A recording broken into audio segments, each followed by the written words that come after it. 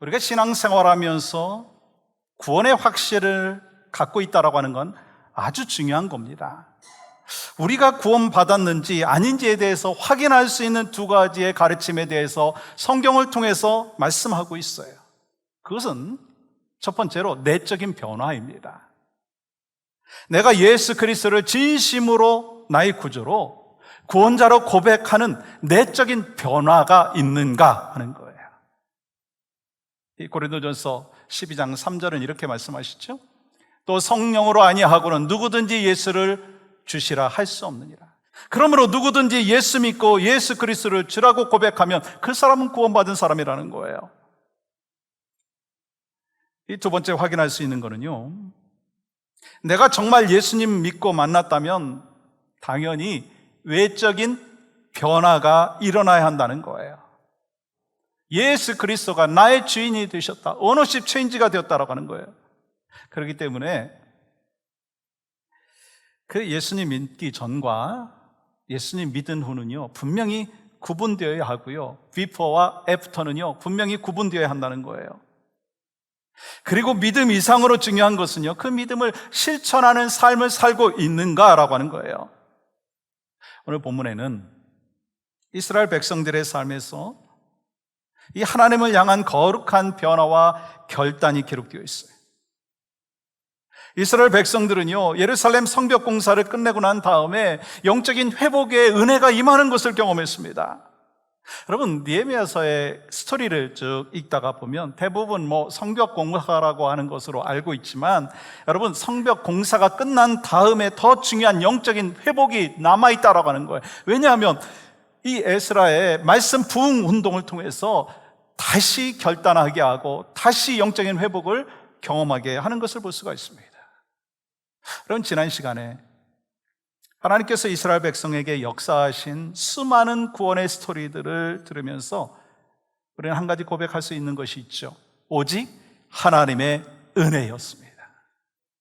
이게 이스라엘 백성들만의 고백이 아니고 여러분과 저의 고백인 거예요. 아멘이신가요?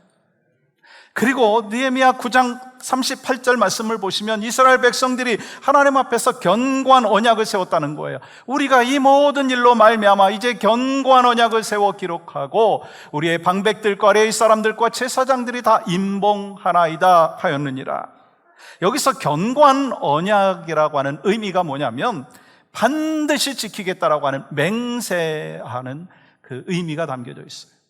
그리고 그들이 하나님 앞에서 결단한 것에 대해서 그들의 이름을 밑에다 쓰고 또 임봉을 하고 다시 결단하는 모습을 볼 수가 있습니다. 여러분, 오늘 본문 느헤미야 10장에 들어가서 보면 그때 사인하고 임봉했던 사람들의 이름이 쭉 기록이 되는데요, 먼저 1절 말씀 보십시오. 그 임봉한 자는 하갈의 아들 총독 느헤미야와 시드기야.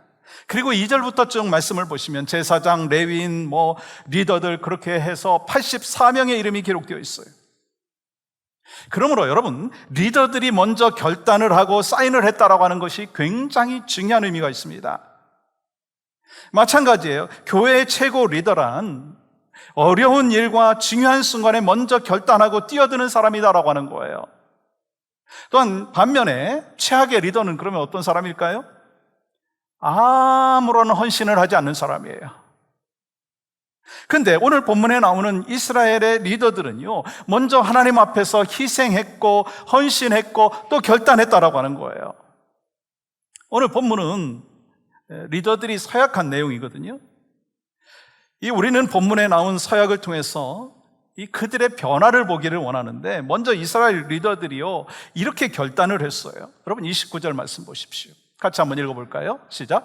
다 그들의 형제 귀족들을 따라 저주로 맹세하기를 우리가 하나님의 종 모세를 통하여 주신 하나님의 율법을 따라 우리 주 여호와의 모든 계명과 규례와 율례를 지켜 행하여. 여러분, 여기서 보면 좀 특이한 부분이 있습니다. 저주로 맹세했다는 거예요. 무슨 말인가? 이 하나님의 말씀을 제대로 지키지 않으면 저주받아도 좋습니다 라고 하는 의미예요. 여러분, 이스라엘 백성들은요 이 하나님의 저주가 얼마나 무섭다라고 하는 것을 이미 알고 있는 사람들이었어요. 그들은 출애굽하면서 하나님 앞에 불평함으로 인하여서 한두 주 들어가면 가나안 땅에 갈 수 있는 그 지척의 거리에 있었는데 40년을 방황을 했어요. 그러면서 1세 중에서 여호수아 갈렙 빼고는 다 광야에서 죽었어요. 못 들어갔어요. 여러분, 가나안 땅에 들어가서도요, 하나님의 자리에 다른 우상을 섬겼기 때문에 그들이 결국 어떻게 됐냐면 아스로와 그리고 바벨론에게 멸망을 당하고 말았어요.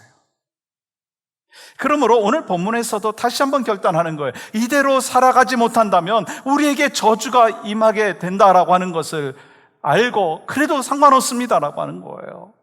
여러분, 그렇기 때문에 그만큼 간절함과 확고한 마음으로 결단했다는 거예요. 저는 소망하는 마음이 있어요. 이 말씀을 준비하면서 여러분과 저와 여러분 모두가 정말 영적인 회복을 경험한 하나님의 사람으로서, 하나님의 은혜를 받은 사람으로서 결단을 해야 된다는 거예요. 그러면 이 결단의 내용이 뭔가? 하나님의 율법에 따라서 살겠다는 거예요.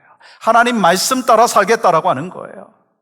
여러분, 사실 지금 포로 생활을 끝내고 돌아왔기 때문에 그들은 정말 먹고 사는 것조차도 쉽지 않고 모든 상황들이 녹록지 않았습니다. 그런데도 결단했어요. 그리고 그들은요, 결단을 하고 하나님의 말씀 따라서 구체적으로 3가지의 실천 방안을 하나님 앞에서 고백하고 있는데, 여러분과 저도 마찬가지로 이 시간 말씀을 들으면서 우리가 하나님 앞에서 다시 결단해야 될 일이 있다는 거예요. 그 첫 번째는 뭐냐면 신앙의 순결을 지키겠습니다. 신앙의 순결을 지키겠습니다. 여러분, 이스라엘 백성들은 이렇게 결단하죠. 30절 말씀 볼까요? 우리의 딸들을 이 땅 백성에게 주지 아니하고 우리의 아들들을 위하여 그들의 딸들을 데려오지 아니하며. 무슨 말인가? 오늘날 우리가 미국에 살아가면서, 아니, 미국 사람과 결혼하지 말라는 것입니까? 타인종과 결혼하지 말라는 것입니까? 아니에요. 여러분, 구약에서 이방인과 결혼한다라고 하는 거는요, 이방 종교와 연합을 의미하는 거예요. 그래서 이방인들과 결혼은요, 세상 풍조에 물들게 된다는 거예요. 타협하게 된다는 거예요. 하나님의 백성으로서 거룩한 삶을 살 수 없다는 거예요. 영적인 순결을 잃는다라고 하는 거예요. 그러므로 이방인과의 결혼은요, 단순히 결혼의 문제가 아니라 크리스찬으로 살 수 없을 수도 있다라고 하는 거예요. 여러분, 그 당시에 이방 불신자들이요, 얼마나 부패하고 더럽고 또한 음란한 우상들을 섬겼는지, 심지어는요, 살아있는 그 자녀를 신에게 번제로 드릴 정도였어요. 그러므로 하나님의 백성, 이스라엘 백성들이 이방 여인들과 결혼하게 되면 이방의 더러운 문화와 섞이면서 부패하게 되었어요. 사실 여러분, 이스라엘 백성들이 바벨론의 포로로 잡혀가게 된 가장 큰 원인도요, 영적 혼합으로 인한 우상 숭배였다는 거예요. 하나님께서는 이스라엘 백성들이 가나안 땅에 들어갈 때 특별히 명령했던 것이 있죠. 그들이 가나안 땅에 그 딸들을 데려오지 말고 그들에게 너희 딸도 주지 말라는 것이었어요. 왜요? 그들의 더러운 문화와 혼합되는 것에 대해서 경고를 하고 있다는 거예요. 여러분, 결혼이라고 하는 거 어떤 의미가 있습니까? 결혼을 한다라고 하는 건요, 한 사람과 한 사람만의 결혼이 아니더라고요. 보니까 가정과 가정의 결혼이에요. 그러면서 이 민족과 전통과 또한 종교를 따라간다라고 하는 그 의미가 담겨져 있다는 거예요. 대표적인 예를 우리가 너무나 잘 알고 있죠. 솔로몬 왕 보세요. 1000명이나 되는 이방 여인들과 이 정략 결혼, 혼인 관계를 맺게 되었어요. 그래서 결국 어떻게 되었어요? 북이스라엘의 이 아합 왕이요, 아주 유명한 여인과 결혼했죠. 이세벨. 그래서 어떻게 되었어요? 여러분, 그런데 왕 혼자만 이방인과 결혼한 것으로 끝난 게 아니라 백성들도 마찬가지였어요. 그로 인해서 결국 이스라엘 백성들 사이에 전체적으로 우상숭배가 포지가 되었고, 그로 인해서 북이스라엘도요, 남유다도요 멸망하게 되었던 것 성경을 통해서 알고 있지 않습니까? 그런데 이번에 에스라가 전해준 그 말씀을 통해서 그들은 얼마나 잘못되었는지에 대해서 깨닫게 되었어요. 그래서 그들이 하나님과 언약을 맺은 후에 제일 먼저 한 것이 뭐냐면 이방인들과 절교하며 결혼을 금지하는 것이었습니다. 그러므로 여러분, 이방인과 결혼을 시키지 않겠다라고 하는 건요, 단순히 결혼만의 문제가 아니라 그들이 주는 세상의 영향력을 단절시키겠다라고 하는 결단이고 신앙의 순결을 지키겠다라고 하는 결단이었다는 거예요. 그래서 여러분, 사도 바울도 고린도후서 6장 14절에서 이렇게 말하죠.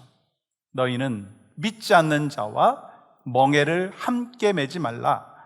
의와 불법이 어찌 함께하며 빛과 어둠이 어찌 사귀며. 이건 단지 결혼만을 이야기하는 게 아니에요. 사업이든지 또 친분관계든지 늘 경계해야 된다는 거예요. 늘 영적인 영향력을 주는 데 앞서야지 받는 것을 경계해야 된다는 거예요. 물론 우리가 믿지 않는 사람과 좋은 관계를 유지해야 된다는 것 전 너무나 잘 알고 있습니다. 우리 모두가 다 공감하죠. 그들과 더불어 살아가야 됩니다. 그들을 사랑해야 되고요, 그들을 누구보다도 잘 섬겨야 합니다. 그래야지 그들을 영혼 구원할 수 있는 거 아니겠어요? 그러나 그로 인해서 이 세상의 잘못된 가치관에 영향을 받고 우리의 신앙이 막 흔들려지고 영적으로 성숙하게 되는데 방해받지 않도록 늘 경계해야 된다고 하는 거예요. 여러분, 하나님께서 여러분과 저를 뭐라고 말씀하셨느냐면 너희는 세상의 소금이다, 너희는 세상의 빛이다라고 말씀하셨어요. 어두운 가운데 있는 세상을 비추는 그 삶이 바로 성도의 삶이라고 하는 거예요.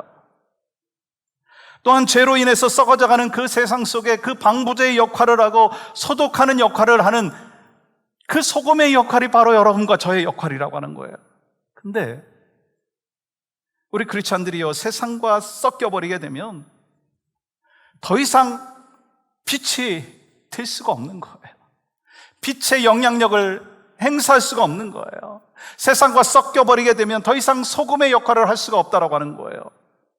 오늘 우리의 삶에 하나님의 말씀과 성경적인 가치관에 위배되어지는 것들이 막 스며들어와 갖고 막 혹시 내 삶을 막 지배하고 있지 않은가 점검해 보시기 바랍니다. 그러므로 여러분, 우리 주변의 미디어나 문화를 통해서 퍼져 있는 그 하나님을 대적하는 것들을 우리는 분별해야 된다는 거예요. 막 유튜브에서 나온다고 해갖고 다 그거 믿고 그거 따르고 그러면 안 된다는 거예요. 하나님의 말씀보다 유튜브를 더 많이 묵상하고 본다면 그 크리스찬의 삶의 모습이라고 할 수가 있겠습니까? 물론 유튜브에도 종류가 다른 게 있죠. 말씀을 본다든가 성경을 공부한다든가 좋은 인포메이션도 있을 수 있습니다. 그러나 하나님의 말씀보다 세상의 것에 더 집중한다면 우리는요, 신앙의 순결을 잃어버릴 수가 있다는 거예요. 소망하고 간절히 기도하고 부탁드리고 싶은 거는요, 여러분의 신앙의 순결을 지키기 위해서, 순수한 신앙을 유지하기 위해서 하나님의 말씀으로 재무장하고 다시 한번 하나님 안에서 결단하는 믿음의 삶이 바로 여러분과 저의 삶이 되기를 주님의 이름으로 간절히 축복합니다. 우리가 그렇게 거룩한 영성을 유지하지 못한다면, 간직하지 못한다면 우리 자녀들에게, 다음 세대에게 우리가 물려줄 수 있는 게 없다는 거예요. 소망하는 마음은 저와 여러분 모두가 하나님의 말씀에 도전을 받고 결단하고, 그래서 순결한 신앙을 잘 간직하여 온 세상에 영적인 영향력을 끼치는 믿음의 삶이 우리 모두에게 있기를 간절히 소망합니다. 두 번째는요, 주의를 철저히 지키겠습니다. 다시 한번 결단하는 건요, 주의를 철저히 지키겠다는 거예요. 하나님 앞에서 결단하지 않아요. 여러분 31절 보세요. 혹시 이 땅 백성이 안식일에 물품이나 온갖 곡물을 가져다가 팔려고 할지라도 우리가 안식일이나 성일에는 그들에게서 사지 않겠고 일곱째 해마다 땅을 쉬게 하고 모든 빛을 탕감하리라 하였고, 안식일을 철저히 지키고 7년째마다 땅을 쉬게 하고 7년째는 빛을 탕감하겠습니다. 이 엄청난 결단이죠. 이 결단의 근거가 어디 있는가? 이 출애굽기 31장 13절 말씀 보십시오. 같이 한번 읽겠습니다. 시작. 너는 이스라엘 자손에게 말하여 이르기를 너희는 나의 안식일을 지키라. 이는 나와 너희 사이에 너희 대대의 표징이니 나는 너희를 거룩하게 하는 여호와인 줄 너희가 알게 함이라. 이스라엘 백성들은 이방 나라에서 오랫동안 포로 생활하면서 안식일에 대한 개념이 약화되었습니다. 근데 안식일을 전혀 무시하지는 않았어요. 그 근거를 어떻게 볼 수 있습니까? 세상 사람들이 물건을 팔려고 할 때 우리는 사지 않겠습니다, 그런 고백을 하잖아요. 그러니까 이미 안식일에 거래가 있었다라고 하는 거예요. 그러면서 조금씩 안식일에 대한 개념이 무너지고 있었다라고 하는 거예요. 여러분, 왜 이렇게까지 안식일을 바르게 지켜야만 할까? 안식일에 대한 중요한 의미가 있기 때문인 거예요. 하나님께서 천지 만물을 창조하신 다음에 일곱째 날에 안식하셨잖아요. 그래서 안식일을 지킨다라고 하는 것은요, 하나님께서 천지 만물을 창조하셨다는 그 사실을 믿는 신앙의 고백으로 인하여 안식일을 제대로 지키는 것으로 또한 나타난다라고 하는 거예요. 그 당시는요, 참으로 먹고 살기 힘든 그런 시대였습니다. 그러니까 하루라도 일하지 않는 것은요, 쉽지 않았습니다. 근데 무슨 말씀인가? 하루를 쉬라고 하는 것은요, 내가 너를 책임지겠다라고 하는 것을 믿고 쉬라라고 하는 거예요. 그리고 단순하게 육신적인 쉼을 갖는 것만이 아니라 하나님 앞에서 믿음의 신앙의 고백, 내 주인이 바로 하나님이라고 하는 그 고백을 하면서 안식일을 지키라고 하는 거예요. 그래서 구약시대 때에는 우리 창조의 그 하나님께서 6일 동안 천지 만물을 창조하시고 7일째 쉬셨기에 그날을 안식일이라고 하잖아요.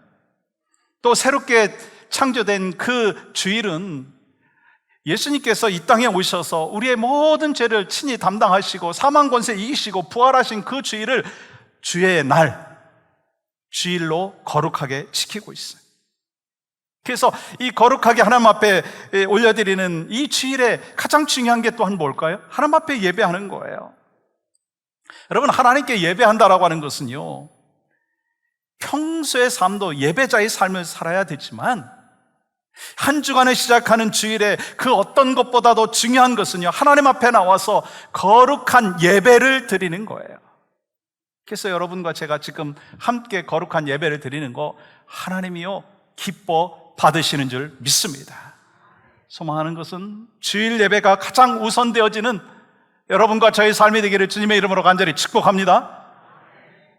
사랑하는 여러분, 우리가 하나님 앞에 부름받은 목적이 있더라고요.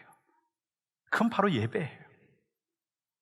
주님을 몰랐다가 주님을 알게 된 사람들이 새롭게 갖게 되어지는 것이 뭐냐면 하나님을 향한 예배가 중요하다고 하는 거예요. 왜요? 나를 예배자로 부름받았다라고 하는 것을 알기 때문에. 이스라엘 백성들이 에스라가 들려주는 그 말씀을 통해서 안식일을 지키는 그 결단을 한 것처럼 오늘 이 시간 우리 모두가 이스라엘 백성들처럼 주의 성수를 나는 날마다 하겠다라고 하는 결단이 있기를 간절히 소망합니다. 주의 성수를 위해서 그 어떤 것보다도 우선적으로 예배하는 우선순위가 분명한 그 결단이 다시 한번 저와 여러분 가운데 있기를 주님의 이름으로 간절히 축복합니다. 또한 다시 한 번의 결단은 희생과 헌신을 드렸다는 거예요. 오늘 본문 32절부터 39절까지 이 말씀을 쭉 읽다가 보면 하나님의 전이라고 하는 그 문장이요 9번 나오거든요. 그만큼 하나님의 전, 성전을 소중히 여겼다는 거예요. 그리고 39절 말씀 보십시오. 우리 하나님의 전을 버려두지 아니하리라. 이 하나님의 성전을 중심으로 살았던 이스라엘 백성들이 이러한 고백을 하는 건 참 놀라운 고백입니다. 하나님의 그 성전을 위해서, 그러면서 그들은 구체적으로 세 가지의 헌신과 희생을 다짐하고 있는 것을 보게 되는데, 그 첫 번째는 뭐냐면 성전세에 대하여 결단합니다. 성전세. 32절 보세요. 우리가 또 스스로 규례를 정하기를 해마다 각기 세겔의 3분의 1을 수납하여 하나님의 전을 위하여 쓰게 하되, 이 성전을 운영하기 위하여서 세금을 제대로 내겠다, 그런 결단을 한 거예요. 여러분, 그 당시에 먹고 살기 참 힘들었어요. 마찬가지예요. 지금 우리 성도들의 삶의 현실 가운데도 경제적으로 넉넉지 않은 분들이 참 많으세요. 내 전부가 하나님께로부터 왔고 하나님의 성전을 먼저 바르게 세워야 되겠다는 그 마음으로 성전세를 이스라엘 백성들이 결단했다는 거예요. 내겠다고. 또한 여러분 보시면 첫 열매를 하나님 앞에 드렸어요. 처음 수확한 열매를 드린다라고 하는 의미예요. 여러분 아시죠? 농사를 지어보면 이 첫 열매가 주는 그 감동이 대단하잖아요. 또 자녀를 낳아보신 분들은요, 이 첫 아이가 특별한 의미가 있습니다. 근데 하나님께서 바로 그 첫 열매를 드리라는 거예요. 무슨 말인가? 최고를 드리라는 거예요. 근데 오늘날 크리스찬들의 그 문제는요, 하나님 앞에 드리지 않아서가 문제가 아니에요. 하나님 앞에 드려요. 우리의 삶을 드린다고 하죠. 또 주님 앞에 나와서 예배한다고 하죠. 예배하죠. 또 하나님 앞에 물질을 드리죠. 근데 정말 최고를 드리느냐라고 하는 거예요. 찬양을 할 때도 최고로 하나님 앞에 올려드리라는 거예요. 말씀을 들을 때도 최고로 하나님께서 나에게 주시는 말씀으로 받느냐는 거예요. 앞에 나와서 기도하시는 분들의 그 기도에 아멘하고, 하나님 그렇습니다, 나도 그렇게 살겠습니다, 그 결단에 아멘을 정말 최고로 하고 있느냐는 거예요. 주님은 말씀하십니다. 너희들 그냥 하는 게 중요한 게 아니라 최고를 드려라라고 하는 거예요. 우리의 삶을 하나님 앞에 최고로 드릴 수 있는 믿음의 백성의 삶의 모습이 되기를 간절히 축복합니다. 또 한 가지는요, 11조로 하나님 앞에 드리겠습니다. 그 결단이 있었어요. 여러분, 11조 제도가 가지는 궁극적인 의미가 있더라고요. 뭔지 아시죠? 하나님께 모든 것의 주인임을 인정하는 거예요. 하나님께서 모든 것의 주인이다라고 하는 것을 인정하고 고백하는 것이 바로 11조입니다. 그리고 내가 돈을 내가지고 하나님의 일이 막 돌아가게 하는 것이 아니라 하나님께서 나를 통해서 하나님의 일을 하신다라고 하는 것을 인정하는 것이다라고 하는 거예요. 그래서 하나님은요, 물질을 원하는 게 아니에요. 아니, 전능하신 하나님이 물질이 없어서 어떤 일을 못하고 사역을 못하시겠습니까? 아니잖아요. 하나님께서 원하시는 것은요, 우리의 삶의 주인, 우리가 갖고 있는 이 물질의 주인이 내가 아니라 하나님이라고 하는 것을 인정하라 하면서 이 11조에 대해서 말씀하셨어요. 사실 그 당시 이스라엘 백성들은요, 어려운 형편이었기 때문에 11조 드리는 게 그렇게 쉽지 않았습니다. 그럼에도 불구하고 10분의 1을 구별해서 드렸다라고 하는 그 결단이 있다는 거예요. 왜요? 10분의 1이라고 하는 것은요, 형편이 넉넉해서 드리는 것이 아니라 믿음으로 드린다라고 하는 신앙의 고백이 있었기 때문인 거예요. 그렇게 하나님께서 나에게 주신 이 물질, 이 모든 것이 하나님의 것인데 그것을 인정하면서 10분의 1을 하나님 앞에 올려드리는 분들은 그것이 바로 온전한 11조라고 하는 거예요. 시간의 11조를 드릴 수 있고, 물질의 11조를 드릴 수 있고, 봉사의 11조를 드릴 수 있는데 온전한 11조, 그리고 온전한 11조를 드린 사람에게 하나님께서 주시는 그 축복, 약속이 뭔지 아시나요? 말라기 3장 10절 말씀 같이 읽겠습니다. 시작. 만군의 여호와가 이르노라, 너희의 온전한 11조를 창고에 들여 나의 집에 양식이 있게 하고 그것으로 나를 시험하여 내가 하늘 문을 열고 너희에게 복을 쌓을 곳이 없도록 붙지 아니하나 보라. 여러분, 우리 모두가 온전한 11조를 드림으로 인해서 하나님은 우리의 주인됨을 고백하고 우리 삶 가운데에서도 하나님이 주시는 복을 경험하며 풍성한 삶이 바로 여러분과 저희 삶 가운데 있기를 간절히 축복합니다. 그럼 오늘 본문에 보면 좀 특이한 것이 나오는데요, 이게 신앙의 순수성의 문제, 또 안식일, 주일 성수에 대한 그 문제가 한 절씩이 기록이 되어 있는데, 이 성전 이야기를 하면서 물질에 대해서는 굉장히 길게 기록을 하고 있습니다. 사실 이 재물에 대해서 이야기하는 게 목사로서 참 부담되거든요. 제가 그래서 헌금에 대해서 거의 설교를 안 하잖아요. 근데 왜 하나님께서 이렇게 성전을 위해서 또 재물에 대하여 이렇게 많이 기록을 했느냐라고 하는 거예요. 하나님은 알고 계신 게 있죠. 뭐예요? 물질이 있는 곳에 마음이 있다는 거예요. 물질은요, 단순히 물질이 아니라는 거예요. 내 마음에 누구에게 사로잡혀 있는가라고 하는 것을 보여주는 것이 바로 물질이라는 거예요. 그래서 만몬신이라고 하는 말도 있잖아요. 하나님을 향해서 나아가는 내 마음에 결정적으로 막아서고 싸우는 힘, 그것이 만몬신이라고 말씀하고 있어요. 여러분, 이스라엘 백성들이 변화받고 난 다음에 이 물질을 하나님 앞에 내려놓기로 결단했다는 거예요. 여러분, 이건요, 우리가 이 헌금을 많이 하십시오라고 하는 개념을 지금 설명하는 게 아닙니다. 우리 삶에 정말 이 모든 것이 누구에게서 왔느냐라고 하는 것을 인정하는 삶을 살고 있느냐, 아니면 인정하지 아니하고 인정하는 채 하고 살고 있느냐라고 하는 것을 말씀하는 거예요. 오늘 우리는 이스라엘 백성들이 은혜 받고 난 다음에 새로운 다시 한 번의 결단을 하는 것을 보았어요. 근데 이 결단이 무엇에 대하여 근거했느냐는 거예요. 이 목사가 막 이렇게 설교한다고 그 목사의 그 설교에 근거해 갖고 결단해야 되겠어요? 물론 필요하죠. 근데 보니까 이스라엘 백성들이 하나님의 말씀에 근거해서 결단했다는 거예요.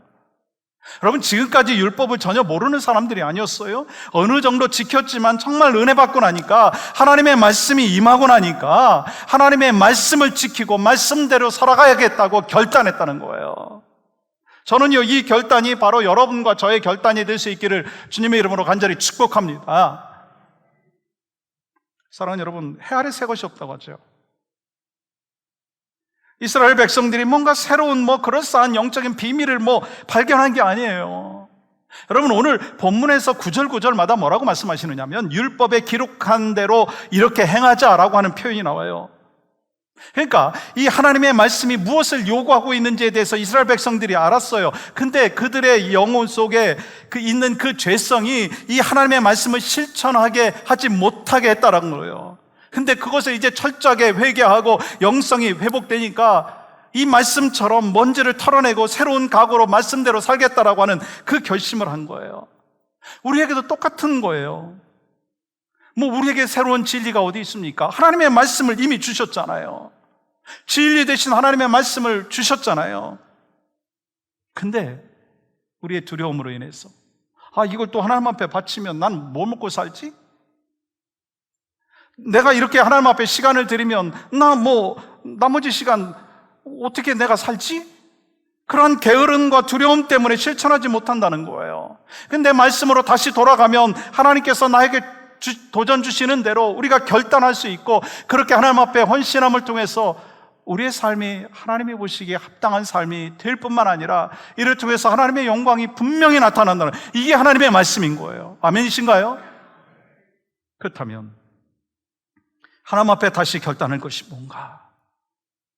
크리스찬으로서 정말 하나님 앞에 내가 해야 될 결단이 무엇인가라고 하는 거예요. 여러분 자신을 하나님의 거룩한 자녀답게 살겠다라고 하는 결단이 있기를 간절히 소망합니다.